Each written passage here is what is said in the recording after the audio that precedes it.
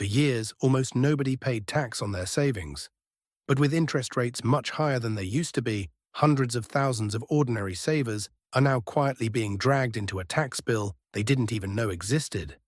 The thing that decides whether you pay is called the Personal Savings Allowance, and most people have no idea how it works or how much theirs is. So let's fix that. I'll show you your tax-free limit, how to check if you're over it, and the simple ways to keep your savings interest tax-free. Educational, not financial advice. Let's go. Here's the idea.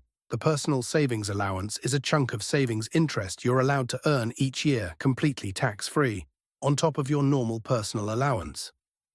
Earn interest under your limit and you pay zero tax on it. Go over and only the bit above the limit gets taxed, at your normal income tax rate. It covers interest from bank and building society accounts and some bonds. Crucially, it does not include money inside an ISA, because that's already tax-free anyway. So your limit is all about your savings held outside an ISA. Now the numbers that matter, and your allowance depends entirely on your tax band. If you're a basic rate taxpayer, you get £1,000 of savings interest tax-free every year. If you're a higher rate taxpayer, earning over £50,270, it drops to just £500. And if you're an additional rate taxpayer, on the very top band, you get nothing at all, zero. So the more you earn, the smaller your savings allowance. It's worth knowing exactly which band you're in. There's a bonus that hardly anyone talks about, and it's brilliant if you're a low earner. It's called the starting rate for savings. On top of your personal savings allowance, you can earn up to a further £5,000 of savings interest tax-free, but only if your other income is low. The lower your wages or pension, the more of this £5,000 you keep. It tapers away as your other income rises, and it's gone once that income gets a bit above your personal allowance. For pensioners and part-time earners with savings, it can be a real gift. So will you actually breach your allowance? Let's make it real. Say you're a basic rate taxpayer with savings paying around 4%. To earn £1,000 of interest, you'd need roughly £25,000 sitting in regular savings outside an ISA. Under that, and you're fine, but higher rate taxpayers hit their £500 limit at half that, around £12,000 to £13,000.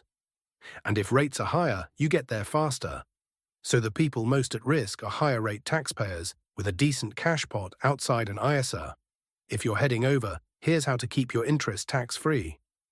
The big one, move savings into a cash ISA. Interest in there never counts towards this allowance. Second, if you're married, you could hold more of the savings in the name of a partner in a lower tax band, so more of it's covered. And know how the tax is collected. You don't usually file anything. Banks report your interest to HMRC, and they normally claw back any tax owed by changing your tax code. So if your code suddenly shifts, this could be why. Check it and you won't get a surprise. Quick recap. Your personal savings allowance is the savings interest you can earn tax-free. £1,000 on the basic rate, £500 on the higher rate, nothing on the additional rate. Low earners can add up to £5,000 more through the starting rate for savings. It's interest outside an ISA that counts. So if you're getting close, an ISA is your best friend, and HMRC collects any tax through your code.